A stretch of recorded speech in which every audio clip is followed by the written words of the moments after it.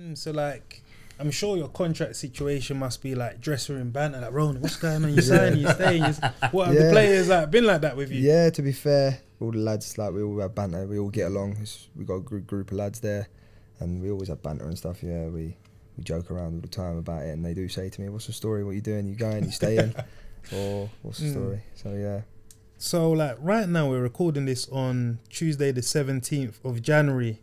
Come the 1st of Feb, in your humble opinion, do you think you're still a Portsmouth player?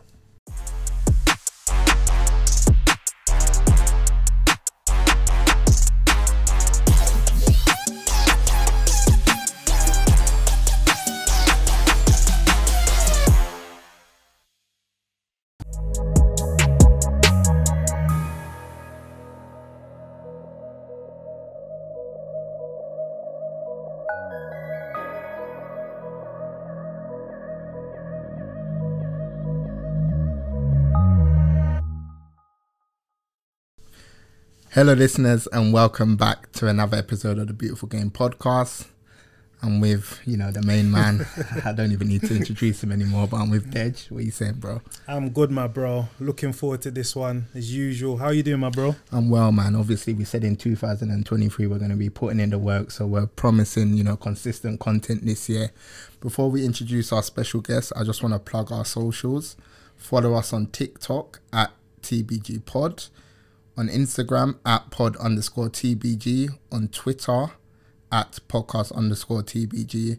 Like the video and also leave a comment and subscribe, because that's what helps the channel grow.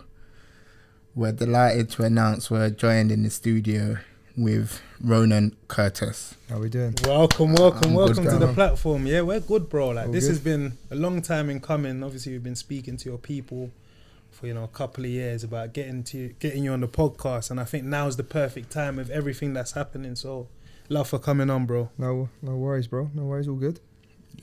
So yeah, man, talk to us about, let's say, about this season. How you feeling physically, mentally? Yeah, obviously going into the season on a massive high. Obviously got great players, know what is expected of us. Big massive club, want to get promoted and that. Been at the club 5 years now, longest servant. So yeah, it was big expectations on myself, to be fair, being the longest servant and that. So yeah, it was just about trying to be up there at the top of the table and that, and try and fight for first and second place really. But this season ain't gone too good at the minute. Obviously lost our manager not too long ago as well. But yeah, we're just in a bad moment at the minute, and hopefully we can turn that around. So how's it been for you sort of individually? Because I know at the beginning of the season you were being linked with moves. I think Hibernian were being linked, Preston North End, Blackburn, stuff like that. So how was that for you mentally coming into the new season? Yeah, obviously I'm a confident player. I wear it on my shoulders, so I'm not too bothered about that. Don't feel pressure in that with seeing that in the limelight, in the papers and stuff like that, and social media. So I grow off that. But this season we ain't been at our best. None of the players have been. But we take that. We hold that on our shoulders, and we have to deal with that ourselves. But yeah, we can only bounce back now, and we're trying to get that first win and go from there. So how is it being like the longest serving player? Because I don't think we've spoken to anyone that's actually been at the club for the longest. So is there like a sort of pressure, or you're the man that everyone goes to for advice? Like, what kind of responsibilities do you have to take? It's tough.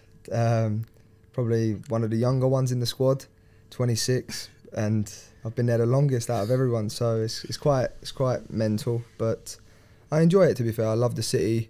I love everything about the club. My missus is from there, her family's from there. My baby was born there, so I got to love the city. So yeah, I do love it, but it does get tough at times because the fans, and when you're not going too well, 20,000 fans you get a week screaming abuse at you, but they're entitled to it at the minute because we're in a bad run, but hopefully we can turn that around. Yeah, because when I look at your statistics from this season and I compare it to the last, 3-4 years, it's like chalk and cheese. So like, what sort of happened to you? Because I've been seeing that you're in and out of the side, you're coming in off the bench, you're not starting like you were in the previous season. So what do you put that down to? Fair, I don't have a clue, to be honest. Like I said, I'm used to getting 23, 24, 25 goal contributions every season. Kenny Jackett brought me over here from Ireland and just thrived off it since I come here, scoring, assisting, playing well. And then Danny come in, took over. No offence to Danny, but I didn't really play much under him. So did you have like a personal relationship with him? Because obviously we speak to loads of players and their main gripe in football is sort of not being told why they're not playing. Yeah. Like some managers can give them the cold shoulder and say, yeah, you're just on the bench. But others say, listen, this is how I want my team to play. I like my wide men to do this. I like my striker to do this. So have you had any sort of conversation like that with Danny? No, not really. He would pull you the odd time and tell you why, but he's the manager at the end of the day. He picks the team, and if they go out and win, fair play. He's done the right thing, but at times he would pull me and say what it was, why he was benching me or why he was resting me. But no, it's up to him. It's his job who to pick, and hopefully they win the game. So where would you say your game is at the moment? Because when I think of you, I think of like Portsmouth's franchise player. Every time last season, you look at the video print on Sky Sports News, Ronan Curtis banging in a goal. Yeah. You get what I mean? So in terms of your personal game at the moment, where do you see it? Obviously, I look at myself before I look at any other player that I'm playing with. And it hasn't been the greatest this season, personally. Me as well, we haven't been that great. Due to confidence as well, getting played out of position, getting played on the right, playing up top, playing as left 8, right 8, in the middle. A natural position is left winger. And if you play me there, you know what you're getting consistently. And you play me 90 minutes or play me most games, you'll get that. Yeah, because when I watch you, you're a confident lad, the celebrations, like you're what fans love to see in football. Personality, you know, some people say personality is gone out of football, players are like robots, but when I see you, I see a human being, I see someone that can connect with communities and stuff like that. So what do you think you could do to maybe like improve your chances of playing more regularly? Just keep working hard in training. That's the main thing in football, isn't it? Working hard, dedicating yourself on and off the pitch, being a good teammate. And yeah, that's what I would say, really. It's mad because like we speak to like so many pros, you know, and sometimes when there's a bit of like politics in the background, when the contract is coming to an end, or you know, there's 6 months to go, 12 months to go on your contract, almost like they're like, you know what, let's try and make it hard for this particular player. Has that happened at Portsmouth, or has everything been fine? No, at times it has happened. You have your little doubts and stuff like that, but yeah, I ain't really played much. Obviously, I'm coming towards the end of my contract at Portsmouth. Don't know what the story is. Looking for clarification on that, but we'll soon see if they want to keep me or they want to sell me in this window or not, or wait till I'm going on a free, but we'll soon see. So haven't you had any sort of conversation, because 6 months left, like the clock is ticking, you know, like you can potentially, I think, discuss with clubs abroad or something like that. So like, haven't they sort of made it clear to you that, Ronan, you know what, we received this offer, we're considering it, if it comes in you can leave, or Ronan, we want to sign you on to a new long-term deal? Has there? No, there ain't been no communication at the minute. Probably it's because of we ain't got a manager at the minute. That's probably why there hasn't been no talks, but normally they'd probably talk about it January, February, March time, probably try and sit you down and talk about it, but we'll soon see when that time comes. I'm just focusing on the football side of it.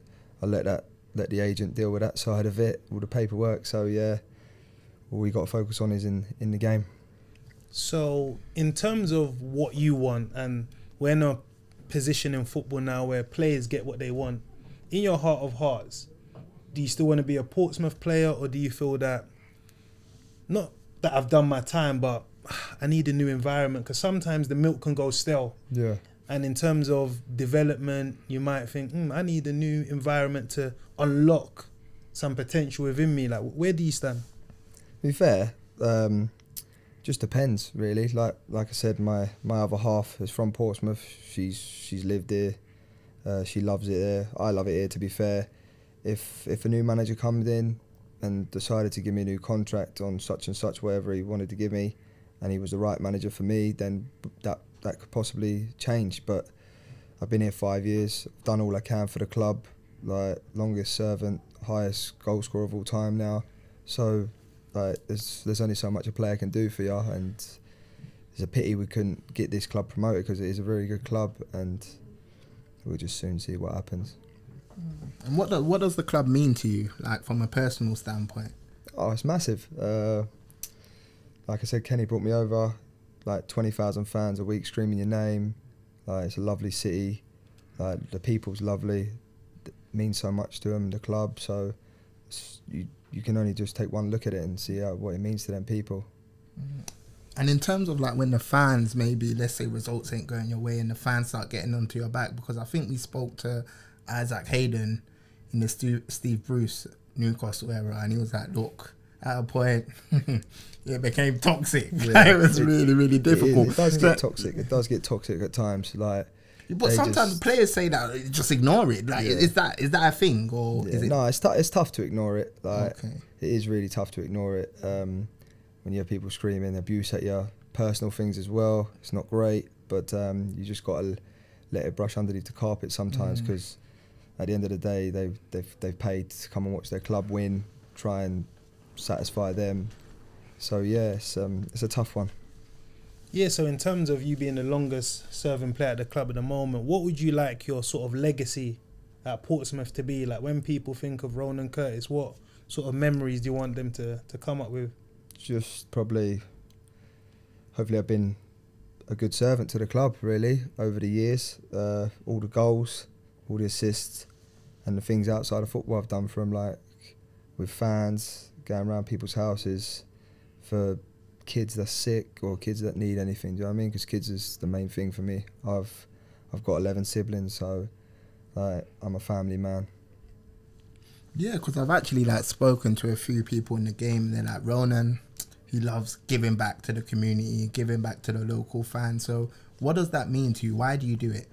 Oh, like, I grew up on a council estate in South London, Croydon, so I know what it's like. Like, these kids out here, they grow up, they look at their heroes and stuff, and they think I'm their hero and stuff. So it's lovely to see, and just giving back, like saying hello or sending a happy birthday message on your phone, it just makes their day.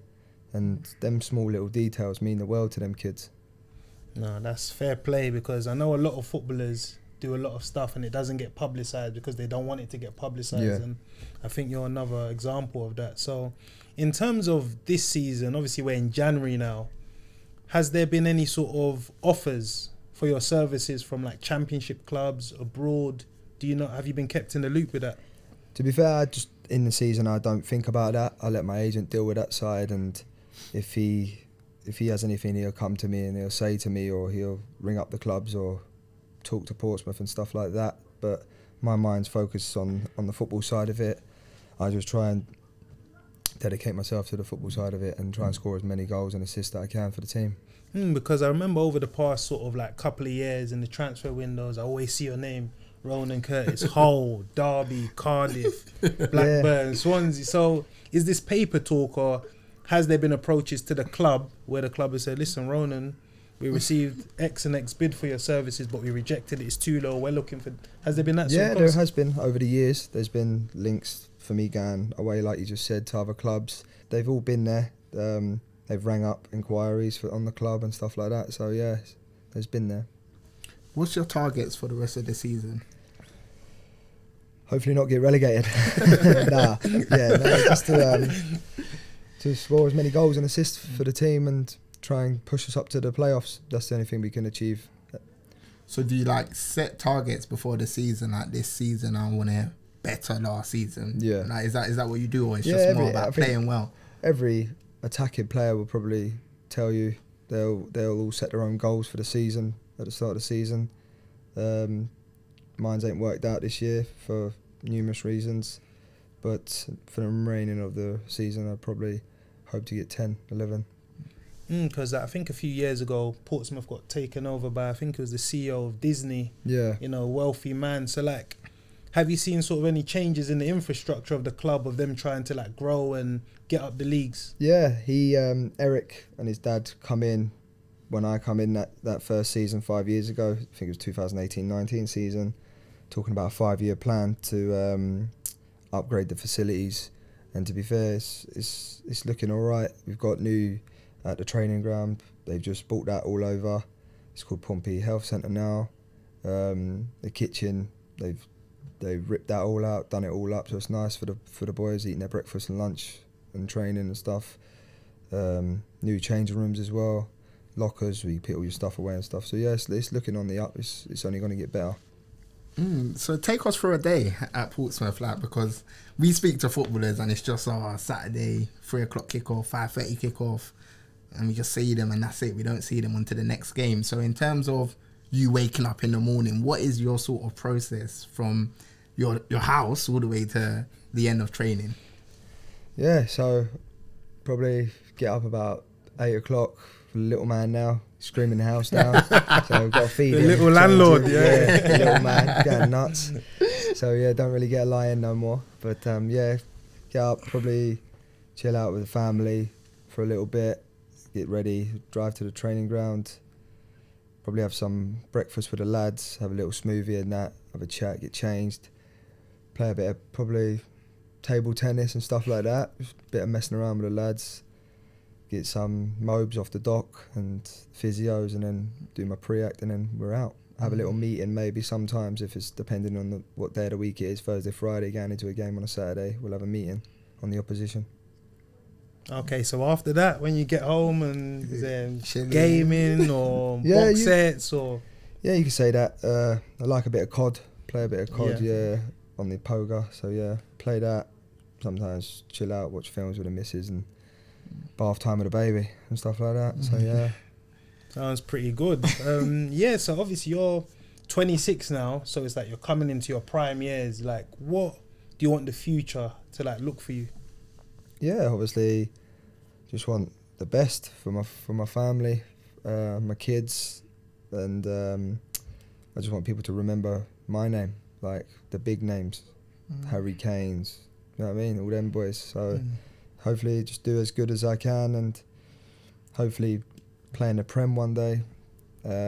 That's my goal. So yeah. If you had to describe your sort of game in a few words, like what would you say you are in terms of how you played, your style of play? Yeah, finisher, just cutting in on my right, banging it in. That's me. You look at most of my goals, that's just me.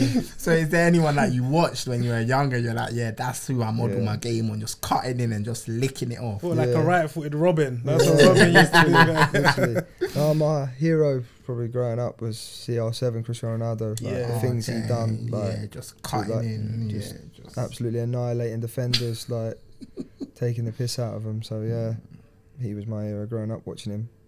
Man, you've also played for Ireland. I know you haven't been maybe called up for a while, so what's your views on that? Do you understand why you've not been called up, or have you had conversations with I think it's Stephen Kenny, I believe it is. Yeah, has he spoken to you about why you've not been in the fold? Yeah, no. I know Stephen Kenny from a long, long time ago when I was in the League of Ireland playing back home in Ireland.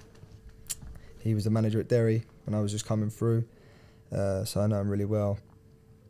But yeah, we spoke a few times. Obviously, I haven't been called up in a while.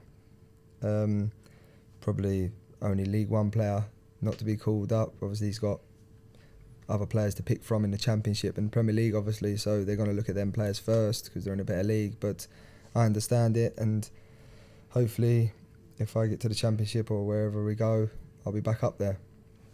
Because you mentioned you were at Derry, and I know there was a situation where you could have went to Östersund, Yeah, but he didn't agree personal terms. And if I'm correct, Graham Potter might have been the manager there. yeah. Graham Potter was the manager at the time. Yeah. So did you speak to him? Yeah, no, me and Graham spoke. Yeah, he come to the hotel.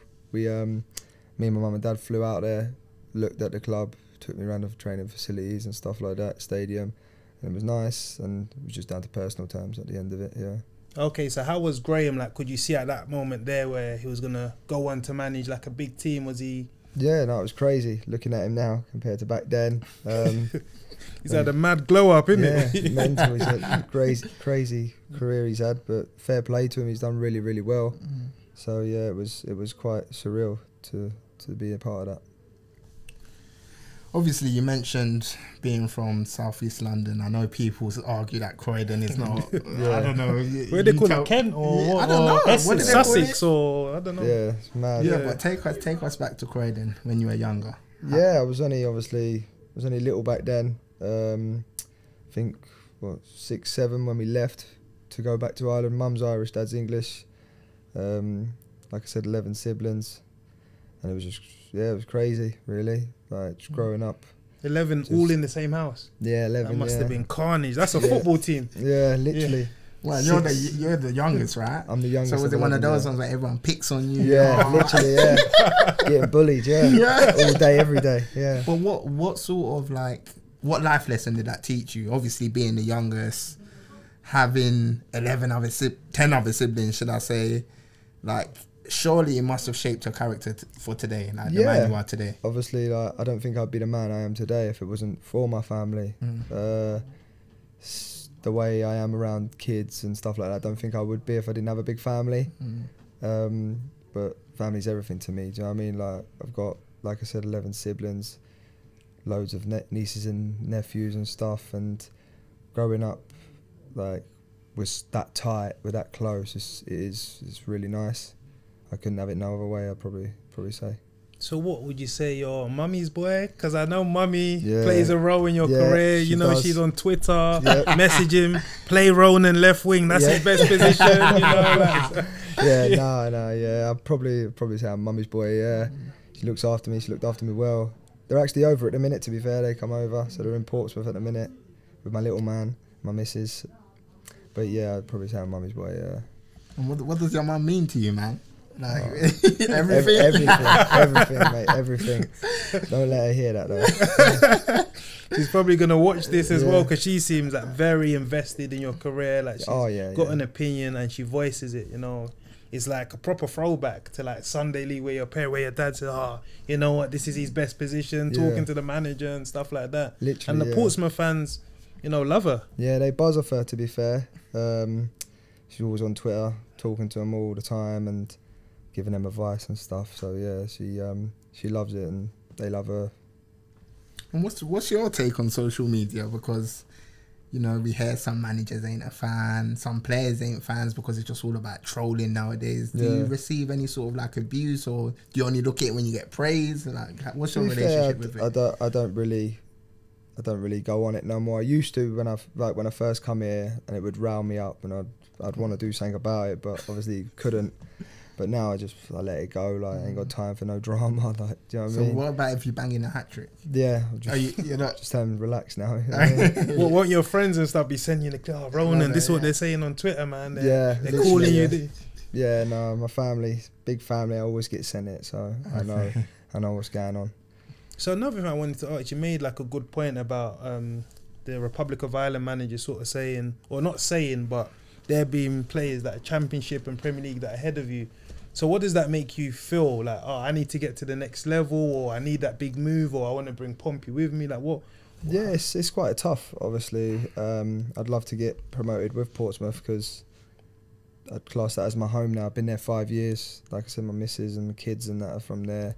So, yeah, I would love to get Portsmouth promoted and be in the champ with them instead of moving on. But if that's what's got to happen, that's what's got to happen at the end of the day. And okay, so you feel like it's probably time. Obviously, I know Portsmouth are probably waiting for a new manager. Yeah. But you personally, you might feel it's time for a challenge to unlock the potential that you've got, because you've shown it and you're just getting into your peak now. Like, I would say 26, 27, 28 until 30, that's probably a player's peak when you Yeah. go by normal averages, and you're sort of within that window. Yeah, like you said, 26 now, coming 27 this March. So I'm reaching my peak years. But it's mad because like sometimes you hear like ownership intervention, so it doesn't matter if there's a manager in the ownership are going to sit you down and say, listen, here's a contract in front of you, we want to keep you, we want to stay. So for me, like, it seems a bit strange because sometimes it comes from above the manager. No, you're right. In a way, sometimes it does come from above the manager, chairman and the board and stuff like that, and the sporting directors will pull you in, but there's been no sign of anything like that, so I just keep my head down, So keep playing. have you kind of been like disappointed because you're like a club legend? Yeah, no, I wouldn't say disappointed. Some players would be disappointed, obviously, but like I said, I've been there 5 years. I know what it's about. I know what the club's like, so it's no stress. So like, I'm sure your contract situation must be like dressing room banter, like, Ronan, what's going on? You signing, you staying? What have the players like been like that with you? Yeah, to be fair, all the lads, like, we all have banter. We all get along. We got a group of lads there, and we always have banter and stuff. Yeah, we joke around all the time about it, and they do say to me, "What's the story? What are you doing? You going? You staying? Or what's the story?" So yeah. So like right now we're recording this on Tuesday the 17th of January. Come the 1st of Feb, in your humble opinion, do you think you're still a Portsmouth player? Yeah, I'll still be there. I think so anyway. Okay, I've heard you're a massive Arsenal supporter, so Yeah, talk to us about what the Gunners are doing this season. Are you confident that you can bring the title home? hopefully. It's crazy at the minute. So yeah, we're doing really, really well, aren't we? It's good to see City dropping points as well at the weekend there. Arsenal beating Spurs as well. Massive rivalry, obviously. So hopefully we can bring it home this year. Be amazing for the boys. I think Emile Smith-Rowe's from your neck of the woods as well, isn't it? So are you in contact with him or? No, I'm not in contact with him. No, but I haven't seen him. I've seen him growing up, obviously back in the day. But Was he like the baller on the ends? Oh, this guy, he's a joke kind of thing. He's a joke. He is. Yeah, he's serious talent. Obviously, he ain't played in a while. He come off the bench the other day, but no, he's a serious baller, isn't he? And seeing him like being from a similar neck of the woods, you must be watching him thinking, wow, like this is the level I want to play at. Like when there's high stakes, highest level of football, 60,000 punters in the stadium cheering you on. Like you must get a buzz of that. Yeah, can't get any better than that. Like if you're a football fan or you're a footballer, there's nothing better than that. Hearing 20, 30, 40,000 screaming your name when you're winning anyway. So, yeah. When it's the opposite, it must be but yeah, like I speak to loads of players like in the lower leagues, like League One, League Two. They're always telling me sort of like crazy stories about what's happening like behind the scenes, like on away days and stuff like that. Can you give us like a crazy story? It's a tough one, but it's a tough one. Yeah, it's like things that happen like that probably shouldn't be happening. Yeah, that people won't believe. If you understand. In our team, there's probably nothing quite mad like that. You know, it's probably I wouldn't say in my time being here, there's been nothing crazy really.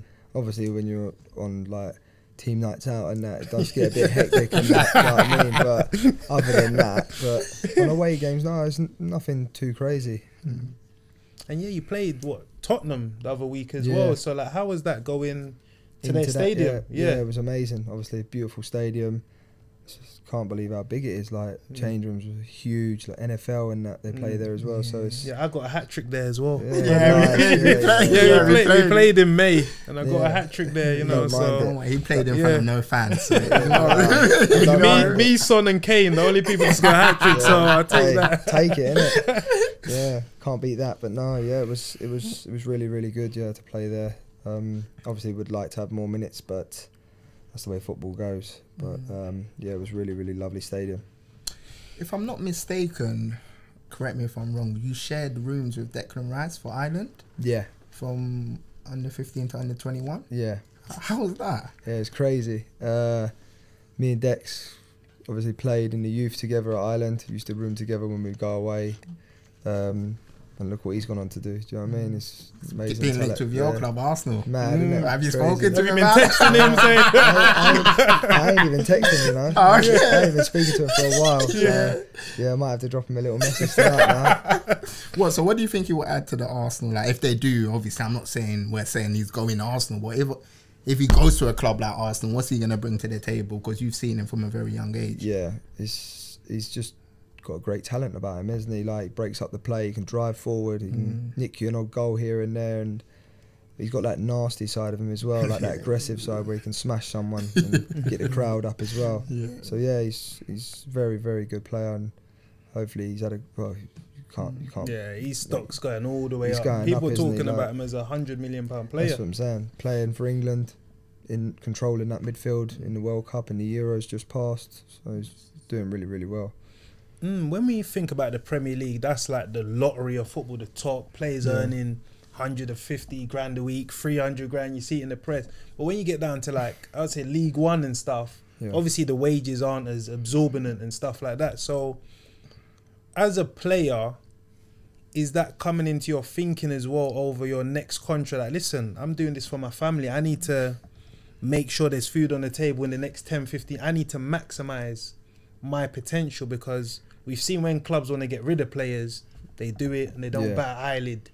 So, like, does that come into your thinking at all? That, yeah, 100%. It always comes into your thinking. Like, you get, max 10 to 12 years playing career, professional footballer. You need to look outside after to see, like, right, this is, if you're not going to work, then you need to stack your money up and invest in the right things, whether it's houses or whatever you want to do. So yeah, that's what you got to do. Last one from me in terms of on the field. If you had like a message to the Portsmouth fans, maybe this might be your last message. We don't know. We don't know. What would you have to say to them? I just say keep the faith. Like, even though we're on this bad run, like, no matter how good they are or how bad they can be at times, like, we're always giving 100% the players, and we're not going out there not trying. But at the minute it's not working, and just stay with us, really. Talk to us about life outside of football. Yeah, it's great. Obviously, got a missus, got 2 kids, 1 little girl and a little boy. So little man's 5 months now, crazy, keeping me up at night. But little girl's 6, yeah. So yeah, got a great family, so can't complain. So you mentioned to us about, like, stacking your bread, investing and stuff like that. So at the moment, I know, like, your team around you do like a 360 service of where they help with investments and stuff like that. So have you started your road to that yet? Or? Yeah, no, my family, my dad's like owns South London Building Company. Like, he done houses and stuff. So yeah, I'm in his ear and that. He's talking about buying houses and stuff. Well, like getting that, it for the low as well, getting it cheap. Yeah, trying to get it sorted out. Yeah, so trying to get him on the side. So trying to tell him. But yeah, no, that's one thing I'd like to do. Yeah. So have you got any sort of other hobbies apart from football? Because I know when I speak to a lot of footballers, that you'll find out that this person's into music, fashion, etc. Have you got any other? No, I love me and a few of the boys. We go golfing. I do love a good golfing trip and stuff like that. So yeah, we're gonna go. I think we're going away in the summer as well to Portugal for a little weekend golf trip as well. So you invited Gareth Bell? Yeah, he's joking. He's got one out his back garden, and he's crazy.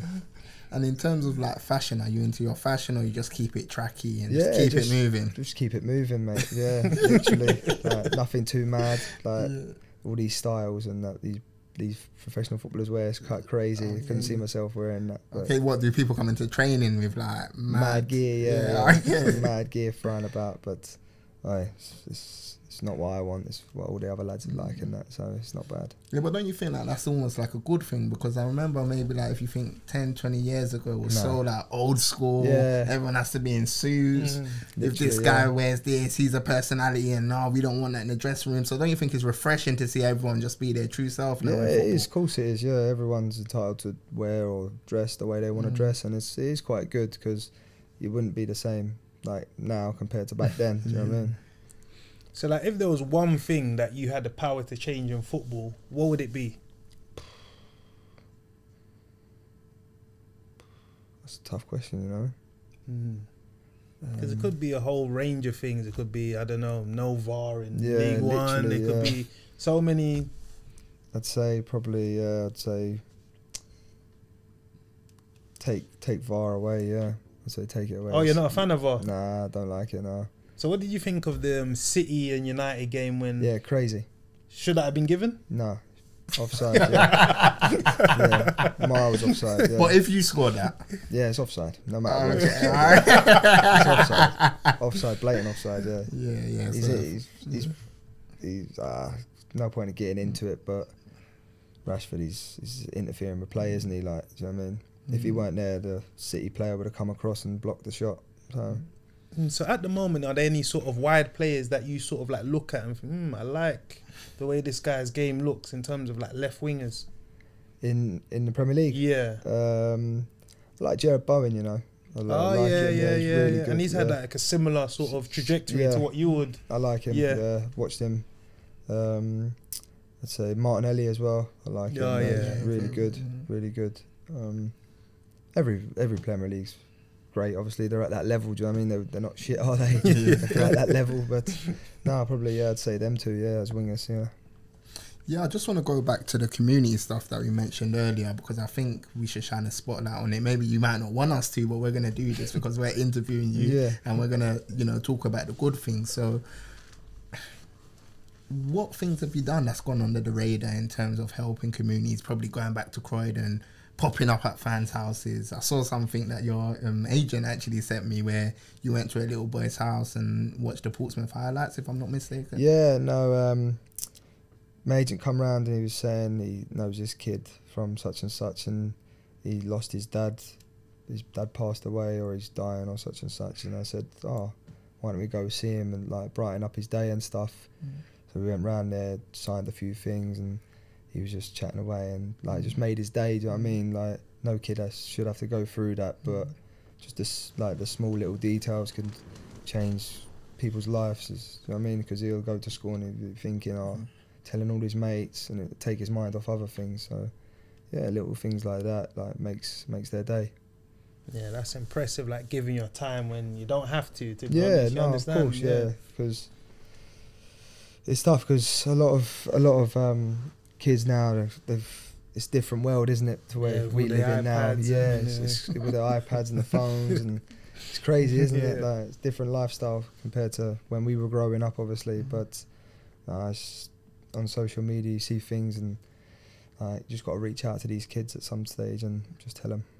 So, like, are you involved in any initiatives with like the club? Like, I know certain clubs might have like a Portsmouth in the community or something like that. So, are you closely attached to that as well? Yeah, of course. Yeah, we obviously, Portsmouth, the secretaries and stuff, and people that work in the club would send us out and do stuff like at Christmas Day past. We just went to the hospital and give out presents for the kids that obviously have broke their leg or done something that have to stay in over Christmas.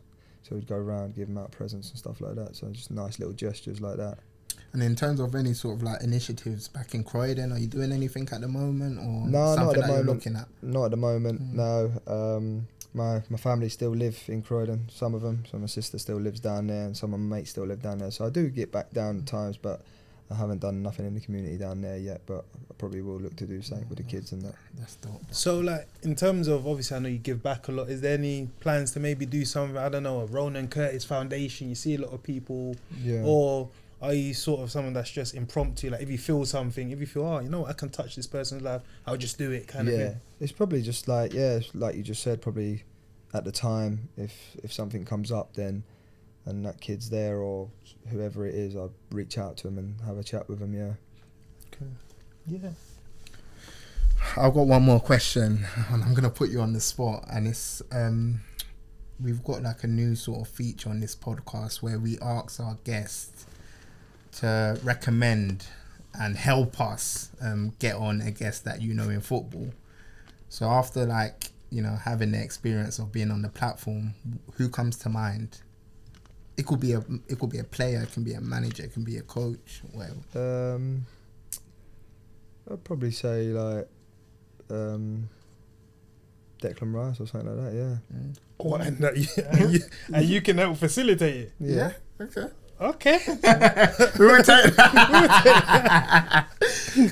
No, Ronan, it's been a pleasure. No, thank you. No, it's been a pleasure having you on. You've been very honest with us. As we said, we wanted to get this done for a while. Yeah, 100%, and obviously right now, obviously with your future being under the spotlight, and I think it's good to like talk and just connect with the Portsmouth fans, and I think you've definitely done that. So yeah, 100%. love for that, bro. Thank you for having me. Is there any final thoughts or? No, nothing else good, bro. Yeah. All right, thank you. Cool. We're gonna leave it there.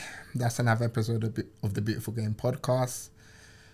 See you in the next episode. Like and subscribe to the YouTube channel. Over and out. Peace.